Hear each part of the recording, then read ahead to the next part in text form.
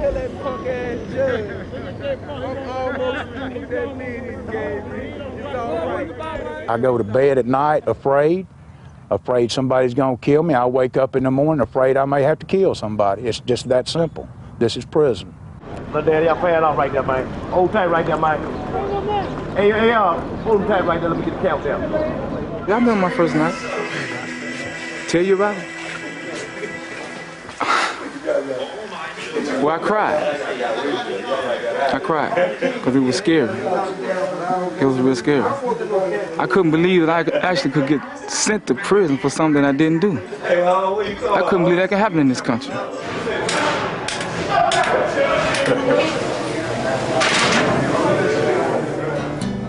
State Prison, Parchman, Mississippi.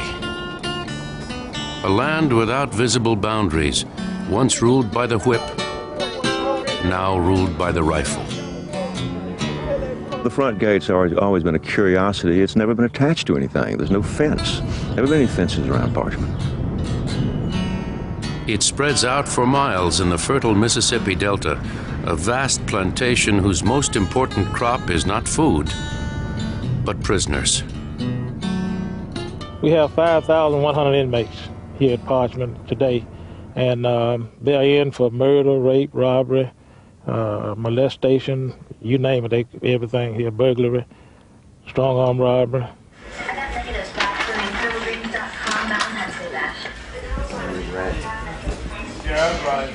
Yeah, this is where I live. Fan, booth, TV, my books. That's it. We ain't got no heat, we ain't got no nothing. Make sure the public see all of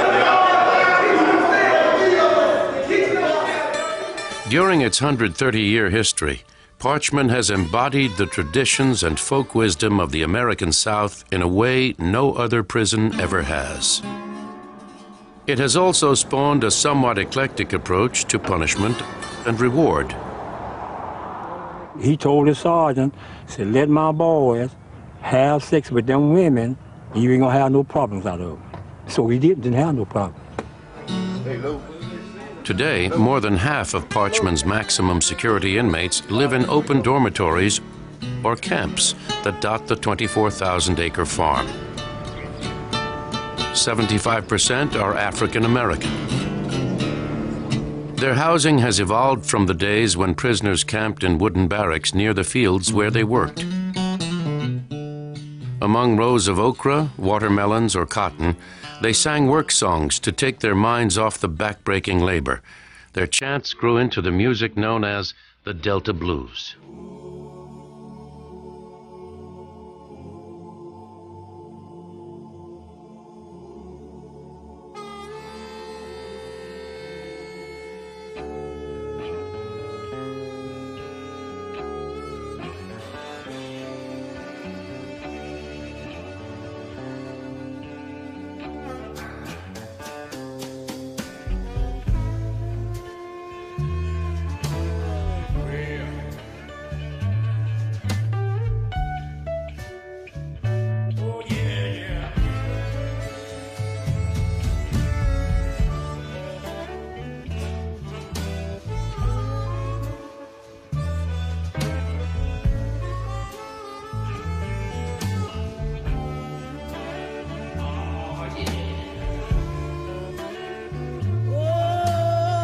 The story of Parchman Farm begins in 1880, a time when Mississippi was still recovering from the ravages of the Civil War.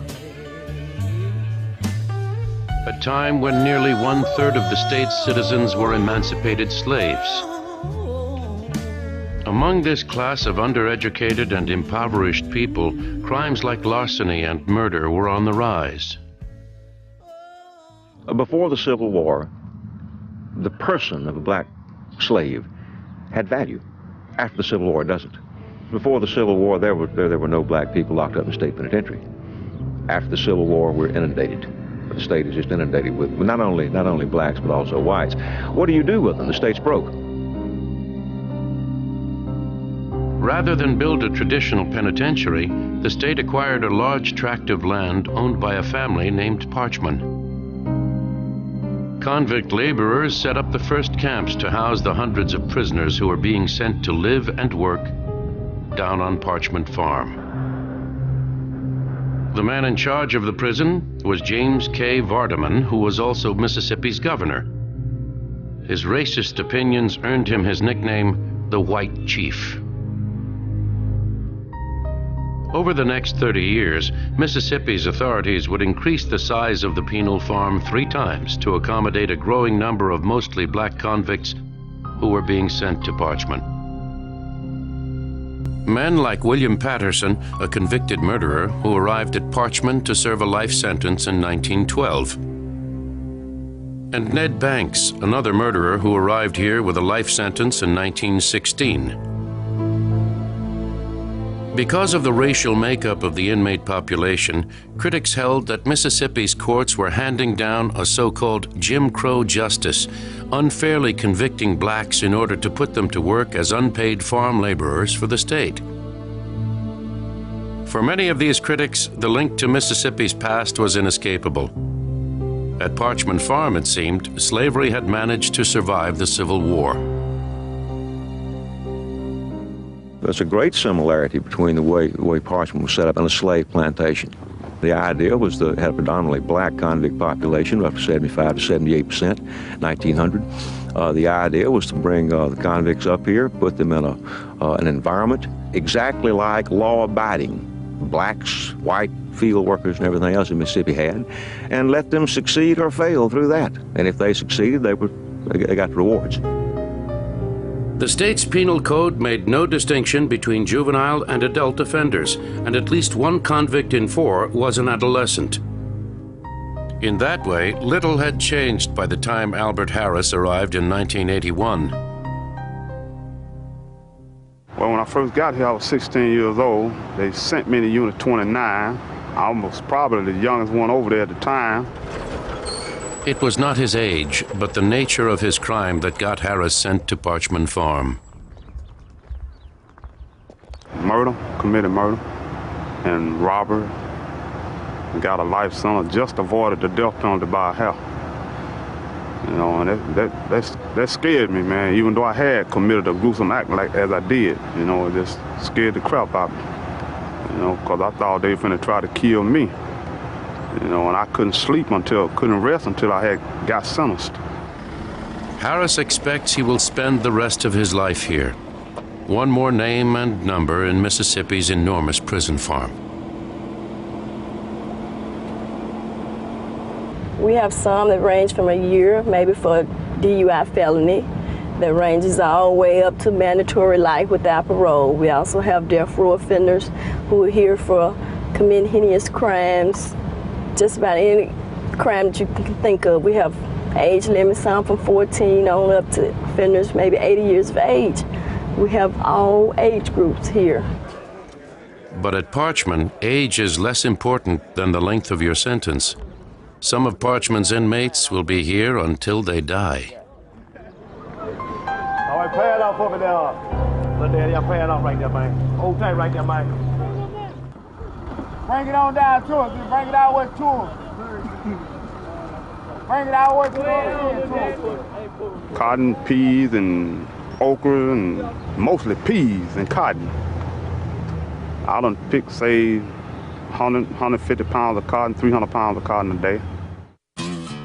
By 1920, the regimen of life and labor was well established at the Mississippi State Penitentiary, better known as Parchman Farm. New inmates like Otis Hall, who had 4 years for grand larceny, and Jesse Favor, who had life for murder, would first be sent to front camp, where they were fingerprinted, photographed, and issued black and white striped uniforms known as ring-arounds. Then they faced their new life on Parchman Farm, a life that still resonates today. When you first come in, you're told to strip. You strip in front of all other men. Sometimes now there's women guards, you may have to strip in front of them. And you're cavity searched. It's a scary thing. I mean, you're coming into a world you've never known before.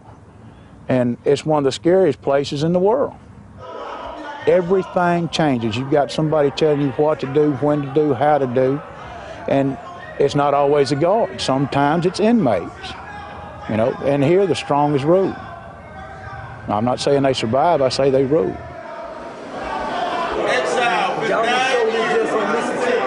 I ain't got number 27 more days. I'm gone home. Parchman's inmates still wear stripes on their pants. Trustees, or low-security inmates, wear green. Black stripes are worn by the gunmen, prisoners who must be supervised by armed correctional officers when they leave their cells. Red stripes are reserved for the highest-risk inmates at Parchman. They are deemed to be the most violent offenders, prone to escape and assault. They are closely watched and rarely leave their cells.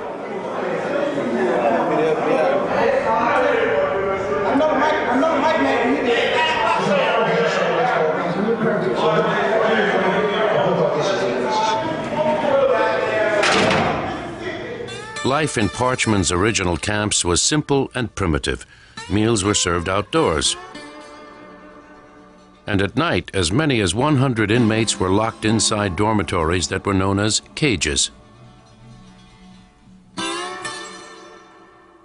So many people I talk to about Parchman seem appalled when I say that inmates ran the dormitories.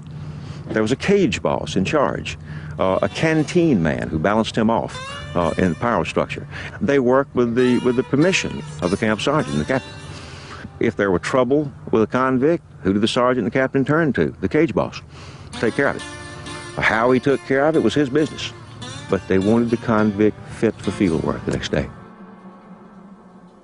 Punishment was meted out with a brutal instrument called Black Annie. Black Annie was a hide. He was about 4.5 feet long. Some of them had holes cut in it. When he hit you, it suck that meat up through them holes and be a blister on it. But that was a bad thing, that hide. Sure was. But he kept each and every man under control. Job assignments did not reflect the inmate's crime or sentence, and all able-bodied men were sent to work in the long line. The long line is a group of inmates that go out into the field and work every day. It's usually around 150 to 170 or 80 inmates in this line. And they do jobs such as chop cotton, pick peas, butter beans, dig ditches, clean out ditches. A driver, which worked for the sergeant, actually worked the inmates in the field. I worked on the long line about 8 months. Then I picked cotton. About 2 months they put me in the kitchen because I couldn't pick cotton. And then I thought they was gonna give me that whooping that they gave for not picking that 150-pound cotton. By the 1930s, the long lines, the towers, and every other area of the prison were under the control of inmates armed with rifles. Known as trusty shooters, this elite class of prisoner was composed mostly of murderers with life sentences whom prison officials relied on for security until 1972. Of course, trustee shooters are inmates that have been classified and approved to hold guns, and their mission is to keep other inmates from escape. Trustee shooters were motivated by special privileges like private rooms and better food. A trustee shooter who killed an inmate running from the work line was often rewarded with an early release. Horace Carter is now 76 years old, but he first came to Parchman as a young man, barely 21. 1946. I killed that boy with that rock. I went back, I killed another boy. I got 5 years. And they let me out. Another boy run me down, beat me up. Next day I met him and I killed him. So I've been here ever since. Carter recalls the rewards he enjoyed as a trustee shooter during the 1950s, including sex. We had good privilege. Had plenty to eat. Had plenty of hustling women coming here. And see, this is the first penitentiary ever had hustling women. Mississippi State Penitentiary. They used to come in here on buses, come in here on vans, on cars, and had inmates lined up here in that brick building out there waiting to go in. In 1956, sexual privileges, or conjugal visits as they are now known, were officially extended to the prison's married inmates. Small wooden cottages were built by the inmates to afford privacy. Prisoners and staff call them the Red House or the Tunk. Sometimes inmates that weren't married, if you didn't watch them real close, would slip and go to the Red House or to the Tunk. They would meet probably another inmate's sister or another inmate's cousin. You got your bed, your toilet, and a face bowl in there. It's not paradise here, but it'll do, and they're not complaining about it, so. Perhaps the most important privilege afforded to Parchman's inmates today is job training. The convicts here learn marketable trades like bricklaying. Each morning, 40 inmates arrive in the prison's masonry shop to build cinder block walls, then take them apart and start over.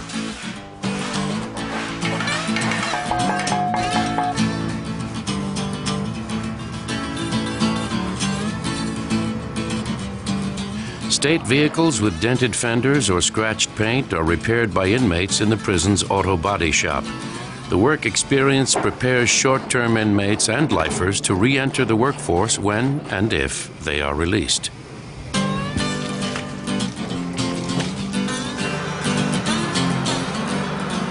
At Parchman's aquaculture pond, inmates like Roosevelt Wilson operate machinery that feeds 20,000 catfish, enough to feed the prison's inmates and staff twice a year.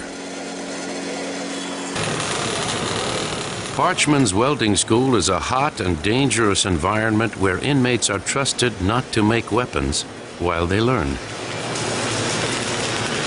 My name is Carter Frost, Grenada, Mississippi. It's about 70 miles from here. Frost hopes for a job in a shipyard or as a steel worker when he completes his 15-year sentence for robbery. Just the fact that I was facing 15 years mandatory, and I mean, in the back of my mind, I couldn't see myself living through 15 years, but here today I've done over 10, and it's short now, and I can see a future. I can see a hope for myself.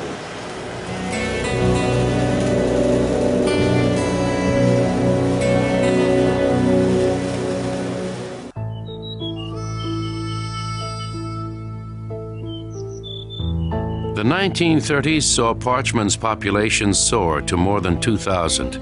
This reflected a growing number of women convicted of serious crimes. The women's camp would remain in operation until 1971. Mattie Washington, a cook from Sunflower County, had come to Parchman in 1928 with a life sentence for murder. Ardless Randolph had 5 years for manslaughter.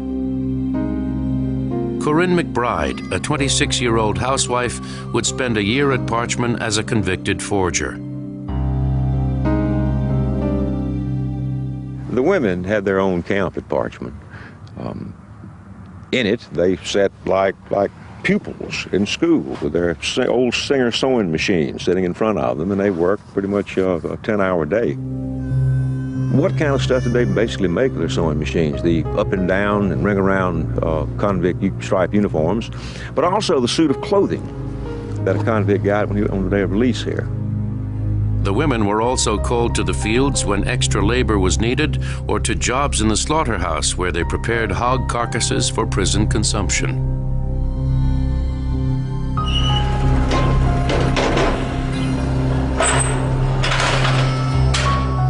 It was an era that brought Parchman in closer contact with the outside world.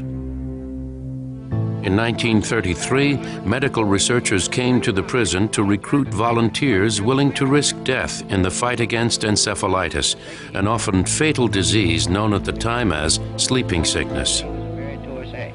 The test begins. In glass tubes with gauze at the ends are mosquitoes which were fed on victims of the St. Louis epidemic. Can you feel a mosquito biting? Yes, ma'am. For their part, the inmates were promised a possible pardon for their meritorious acts. The state kept its word. 6 weeks later, the still healthy volunteers were granted their releases.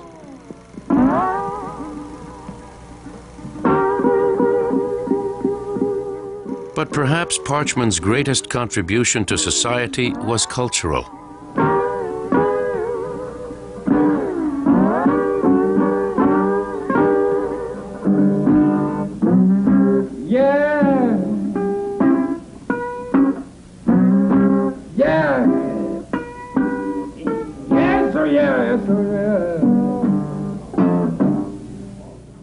It is a musical tradition known throughout the world as the Delta Blues. It was born in the area that surrounds Parchman Farm. The legend of Parchman Farm, above all, comes from the blues musicians of the Yazoo Delta, many of whom served time up here. Their music was inspired by the chants inmates sang while they worked the long line on the prison plantation. But scholars have linked these to the traditional work songs of the slaves who worked those fields more than 100 years before. Here I love it. Oh, he went right through the corn. Here I heard old horn blow. Here I love it. Go and get. Among the most celebrated of the Delta bluesmen to do time at Parchman was Booker T. Washington White, better known as Booker White. White recorded for the Victor label between 1930 and 1937, cutting blues and religious music. It was during this period he was sent to Parchman Farm for shooting a man. At Parchman, White escaped much of the heavy field work by performing for the inmates and trustees. Before White was released in 1939, he even taught the camp sergeant's son to play guitar.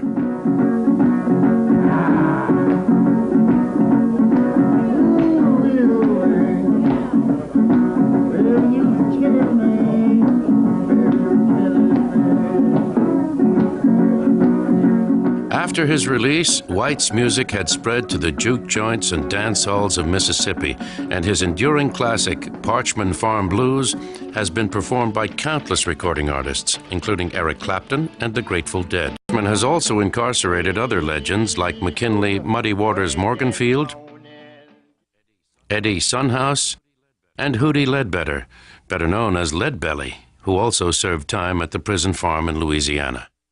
For modern audiences, Leadbelly's best-known song is probably Midnight Special. Most people who danced in the 1950s and 60s to the song The Midnight Special didn't have a clue where this came from. The Midnight Special was a train that left Jackson, meandered through the little towns of the Mississippi Delta, picking up the wives of convicts on visiting day here. It arrived here right around dawn, and as it came up the tracks from the south, the light would shine on Camp 1, a black camp. And legend came to hold that if the light from that train struck you, your woman was on board with a pardon in her hand. Now, just remember the song, Let the Midnight Special Shine its light on me. I ain't going to the field.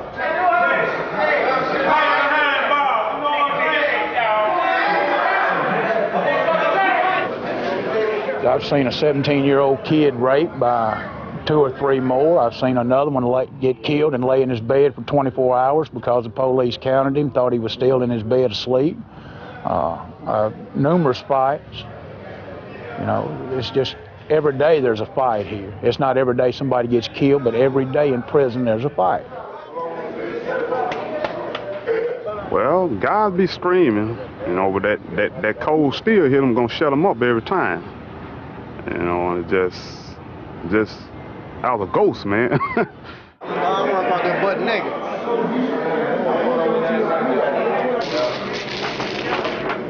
It was dangerous then, and it's still dangerous now. Back then, we had a thing called respect. You disrespect me, I had to straighten my business.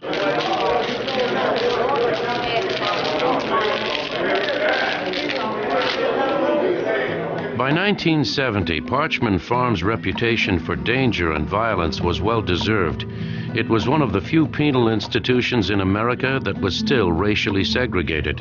Its 13 camps were filled to overflowing. The only men inside who carried guns were inmates. In 1972, the State Board of Health warned that conditions in the camps made them unfit for human habitation.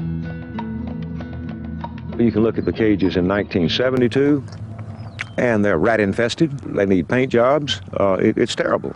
The sewage system up here had gone down terribly by 72. You go into the shower up here, you're standing in raw sewage.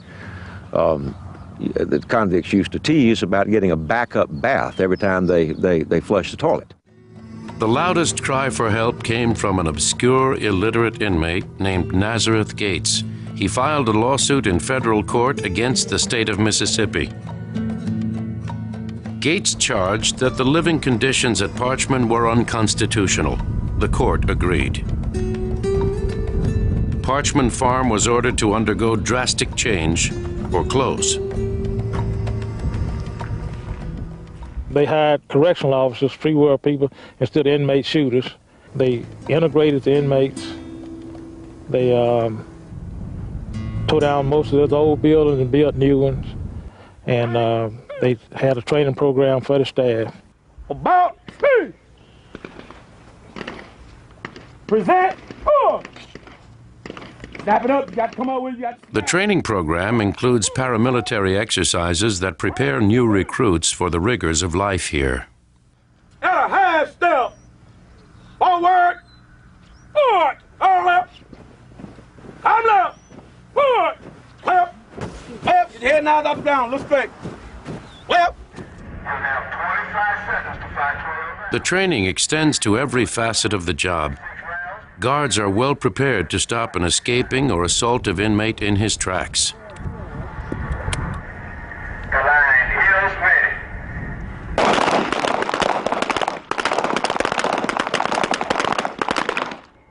But even with constant training and a vigilant staff, no prison is immune to escape. The most recent successful breakout at Parchman occurred in May of 2000. When they escaped from Unit 32, which is our maximum security unit, by cutting slots in the windows, right up on the window, they cut holes in there, put dummies in the beds, and crawled out of the windows. The escaped convicts were John Woolard, a convicted murderer, and Roy Harper, imprisoned for robbery. They cut through this fence. The fence is triple layer razor wire at the bottom on the inside. They cut through this with a hacksaw blade. Woolard and Harper managed to walk away undetected by guards in the towers and cross through more than a mile of Parchman's farmland to freedom. Such an occurrence is a prison warden's worst nightmare. Well, you had that deep sinking feeling that you just hope nobody get hurt out here when they escape. We just want to catch them, recapture them, get them back in custody as quick as possible without any type of people getting hurt, including inmates. The escaped convicts were captured after 3 weeks on the run. They made it as far as Indiana before they were returned to their cells in Mississippi.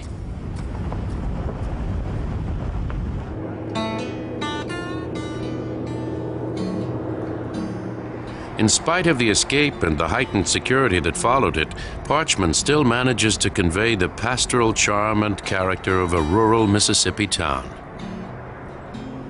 Some officers and staff live in modest clapboard houses that line Guard Row, the prison's main street. They raise children here. They go to church nearby. They even have their own fire department. But there is another side to Mississippi's penal farm. I didn't make the fields like everybody else. The second day I was here, I was in a fight. The fourth day, I stabbed the guy I was in the fight with. When they took me to the fields, they told us to chop the cotton. Well, I cleaned my row off just as clean as your mother's floor, and they gave me 5 licks with a hide after 4 shooters held me down. From then, I spent about 14 years on and off in a lockdown cell, 6x9 cell. Unit 29 came online in November of 1981. At that time, it opened that night with 40 inmates to start cooking the food, and then they moved the inmates in the first day of December.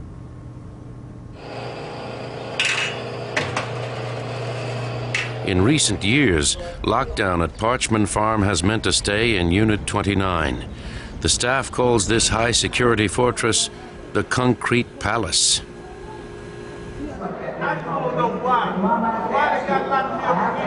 I'm already locked up and you need locked up. Hey, right here, I'm a political prisoner.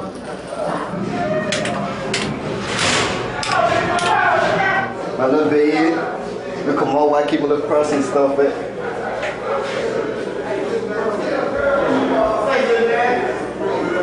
All the little family stuff. I keep a collection of shades, pins, all the stuff.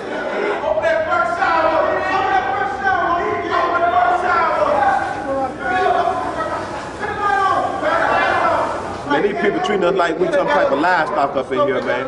I'm serious. We can't get adequate medical attention. All our food got bugs and rocks and stuff in them. It's sad, man. This is what we have to put up on our doors to keep warm at nighttime because we ain't got heat over here, man. It's bullshit, man. Then when we start raising hell, they want to write us up and stuff. All of the inmates there that qualify have jobs, and then the ones that are in the lockup buildings, administrative segregation and lockup, for different reasons, they are not out to work. They only out of their cells 1 hour a day.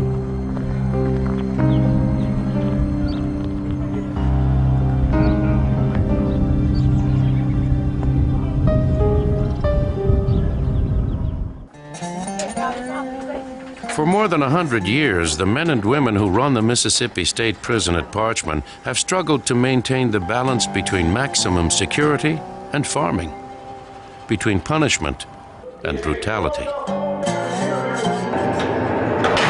They are charged with a curious set of tasks that include preserving life and taking it away.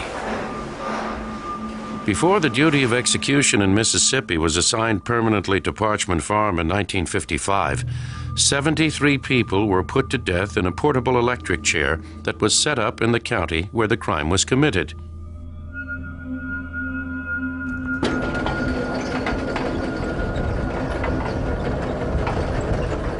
It's a maximum security unit that houses 56 cells, D-custody inmates. These inmates receive no privileges, such as visitation or telephone calls.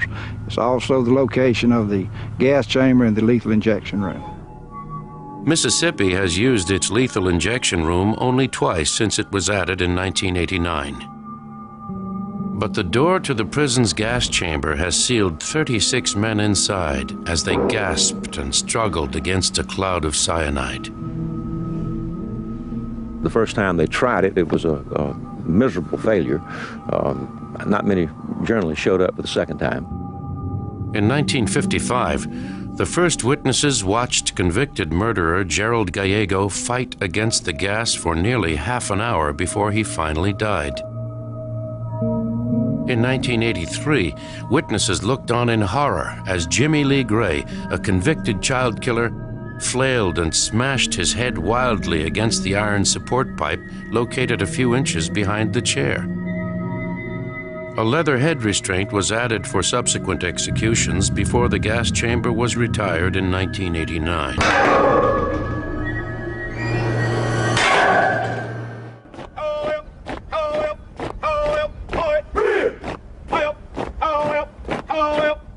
These are among the luckiest men at Parchman Farm. And they'll come here with, say, 5 years or 10 years on their card, but if they can successfully complete this program, then they only have to do somewhere in the neighborhood of 5 months, 5.5 months.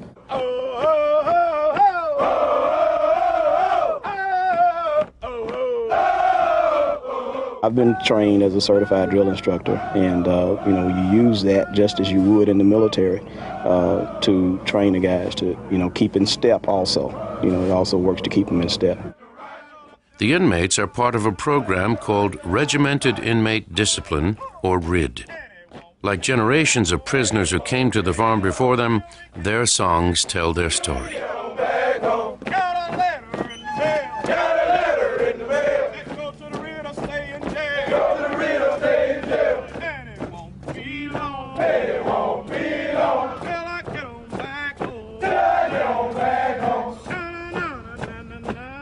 It's calling cadences, and it's used to motivate. You know, a lot of times, whether it's on a march or whether it's on a run, cadences will help you get through.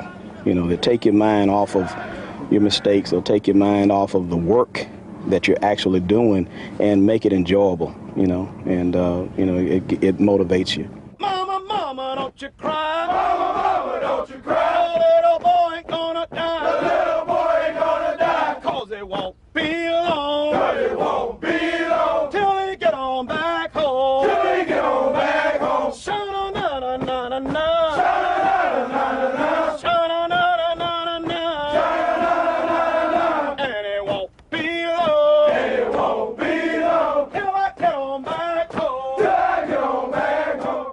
The guys have been convicted of drug crimes, sales, and also nonviolent crimes.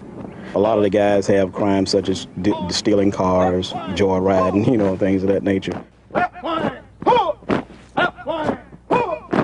You'd be surprised at how many of these guys have maybe not even experienced any type of discipline or haven't accepted any type of discipline in their lives. But through these methods, it seems to work a lot. You know, you get their attention. Graduation day, huh? Some of them are graduating today. And after graduation, they'll probably be going home sometime next week. Won't be long, though, right? Yes, sir. Okay. But for most of the inmates, this is home. More than a prison, the 24,000 acres of Parchman Farm houses a community of people coping with incarceration. My name's Robert Jackson, MSP number 40288. Been here 18 years for murder. In 1998, after 15 years in prison, Robert Jackson earned an unusual privilege. Bobby and I were married in 1965. We've known each other a long time. Yeah. We have 2 grown children. Every 3 months, he may join his wife for 3 days and nights in an apartment located at the site of Parchman's old camp number 3. Okay, this of course is our dining area. It's cluttered. It's cluttered. We've got stuff piled up. You know. And this is the kitchen. And of course, that's the bath. We can go outside and barbecue, you know. We listen to our CDs. We like the blues. So we get lost in our CDs or watch some TV, eat, go for walks. We've sit outside quite a bit today, and we both got blistered, as a matter of fact. But we enjoy the day today. 35 years ago, we never thought it'd happen. We never thought No, it'd you know, be, you don't. You know. You don't think about things like We that. raised a family and... You know. For Robert Jackson, his crime is a distant memory. Well, it was just a struggle with a gun, altercation, just a struggle with a gun. And, you know, somebody got killed. They are not supervised. They counted every hour at night. The inmates are counted, and security is provided, but no one is there on site at the location. They come up and blow the horn and blink the lights, you know, during the night, and then daytime they'll come up and blow the horn.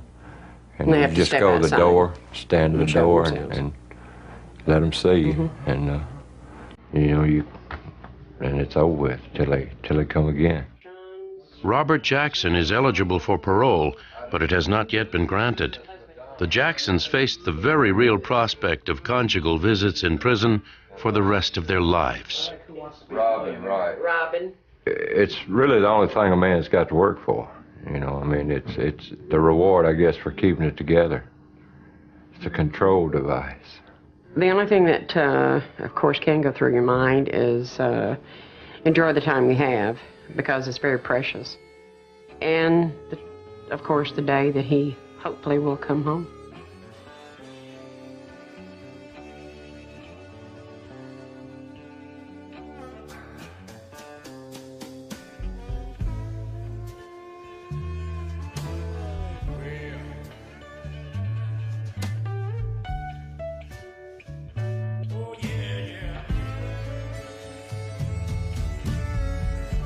For most of Parchman Farm's inmates, the future resembles the past. It is a 130-year-old struggle to survive until it is over. I have at least 8 more years. At least 8 more years. But this is for something that I didn't do, though. I know y'all hear it a lot, but this is the truth. I'm here for something I did not do.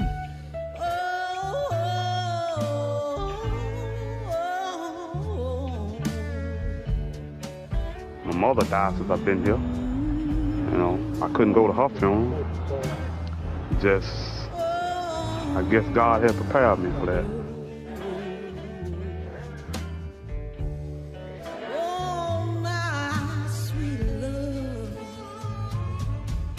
I'm facing life without parole. I will die in this prison. I will be buried in a graveyard over here that they bury the prisoners that have no family. Take my heart in your hand.